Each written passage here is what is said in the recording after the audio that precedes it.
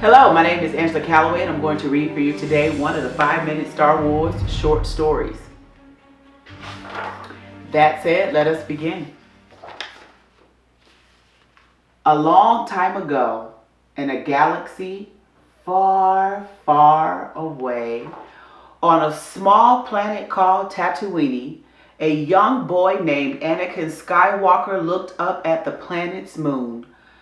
Although he had never left his home, Anakin had always dreamed of going on great adventures and racing across the stars. One day, it looked like Anakin's dreams were coming true. He had met a Jedi Knight named Qui-Gon who needed supplies to repair his ship. Anakin didn't have money to help the Jedi, so he entered a pod race hoping to win the supplies. Although Anakin had never won a race before, he knew that he could do it. As the timer counted down to the beginning of the race, Anakin looked at all the other racers. He wasn't worried about any of them except Sebulba. Anakin knew that Sebulba cheated to win, but he wouldn't get away with it this time. Suddenly, the starting gong rang. They were off. But something was wrong. Anakin's pod racer wouldn't move. Anakin began to panic.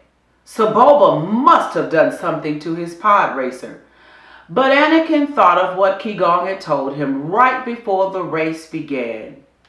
Concentrate on the moment. Feel, don't think.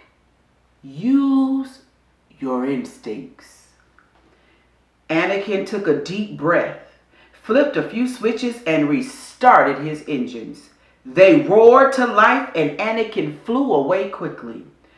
But he was a long way behind Sebulba. Meanwhile, Sebulba knocked his ship against another racer's.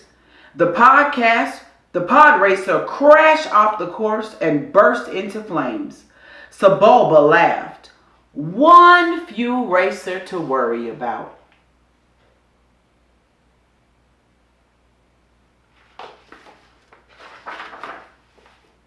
Behind the crash, Anakin flew through a cavern and into a deep cave.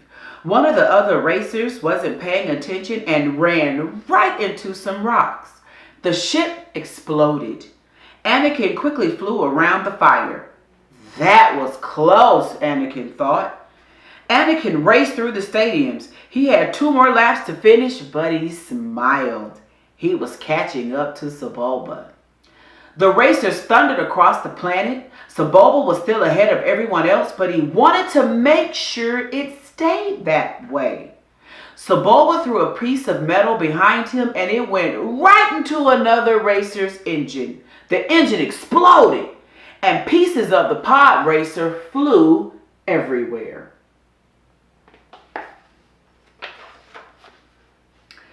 A piece cut through the cable connecting Anakin's cockpit to one of his engines. Anakin began to spin out of control, but he remembered Qui-Gon's word. Anakin couldn't just worry about his problem if he wanted to win the race. He needed to fix it.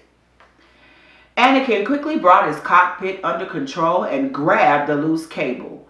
Soon he had reattached the engine and was back in the race. Sebulba and Anakin zoomed through the stadium one last time before the final lap. With all the other races far behind, Anakin realized that Sebulba was the only one between him and the finish line.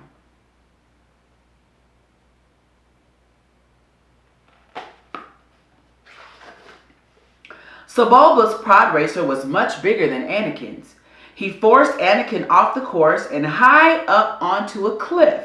But Anakin wasn't going to be beaten. He changed gears and crashed back onto the course right in front of Sebulba. And for the first time, Anakin was in the lead.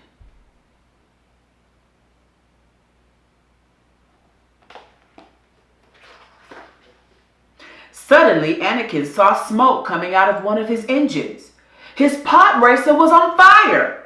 The hard landing must have damaged it. As Sebulba raced ahead of him, Anakin knew he didn't have a lot of time. He needed to fix his pod racer right away. Anakin closed the flap above the engine to put out the fire. Then he quickly pumped coolant into the overheated area. Soon the engine roared back to full power. Anakin grinned. It was time to win the race.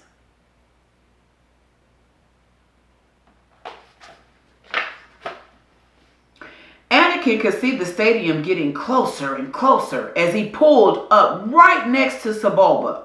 Sebulba tried to push Anakin's smaller ship off the course again, but Anakin had a plan this time.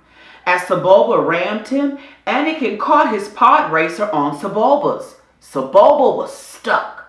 Then as Sebulba tried to pull his ship away, Anakin unhooked their crafts. Sebulba zoomed wildly off course and smashed part of his pod racer into a rock. Anakin had used Sebulba's own trick against him.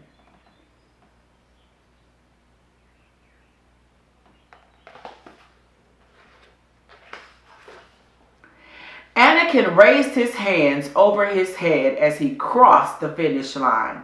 The crowd cheered. Qui-Gon ran to Anakin's pod racer and lifted him high onto his shoulders. Anakin had done what seemed impossible. He won the race. Anakin smiled. One of his dreams had come true.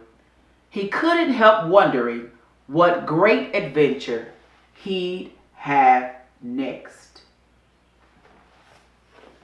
The end. I hope you enjoyed story time and continue to dream about what dreams may come true in your life. Never stop dreaming. Thanks for tuning in.